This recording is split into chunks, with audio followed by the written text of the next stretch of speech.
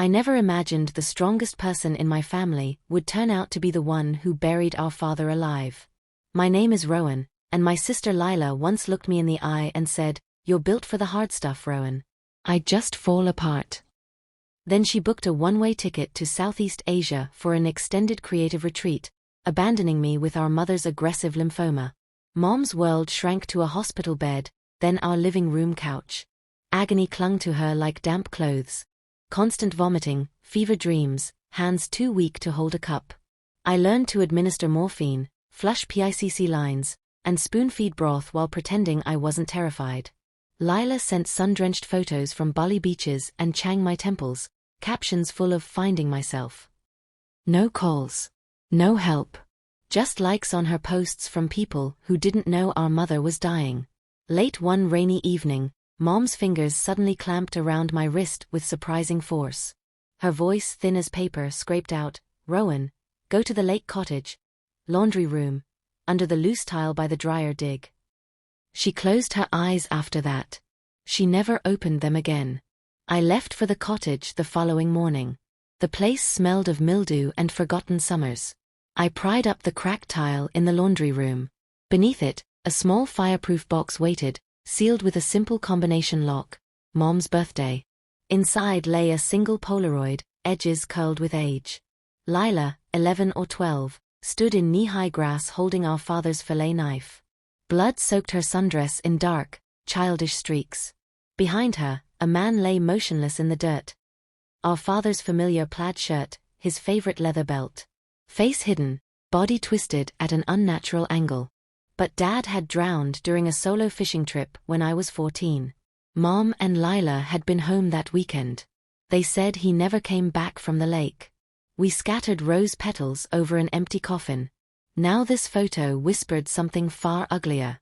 Tucked beneath the picture was an old skeleton key with a frayed blue ribbon. Scrawled on the tag in Mom's shaky handwriting, "Root Cellar." Pulse roaring in my ears, I crossed the backyard to the half-buried root cellar door. The padlock looked almost new. The key slid in effortlessly. The door groaned open. Darkness. Damp earth. And the unmistakable tang of old blood mixed with decay. In the far corner, chained to a support post, sat a gaunt figure. Long, matted hair, hollow cheeks, clothes in rags. He raised his head slowly. "Rowan." The rasp was barely audible. My knees hit the dirt. "Dad." Tears carved clean paths through the filth on his face. Etched into the wooden beam above him, scratched countless times with what must have been a nail or shard of glass, Lila did this. Over and over, frantic, desperate. He told me in broken whispers.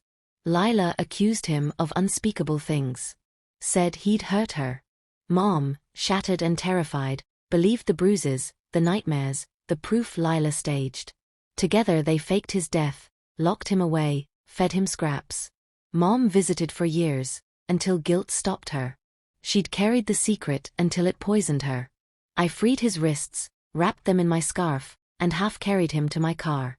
He was so light it broke me. Then headlights swept the driveway.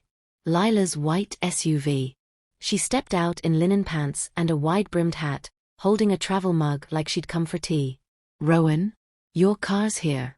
I was passing through." I blocked the cellar door. "Just clearing out some boxes." Her gaze sharpened. "You found the tile, didn't you?" Silence. She slipped a hand into her bag. "Where is he?"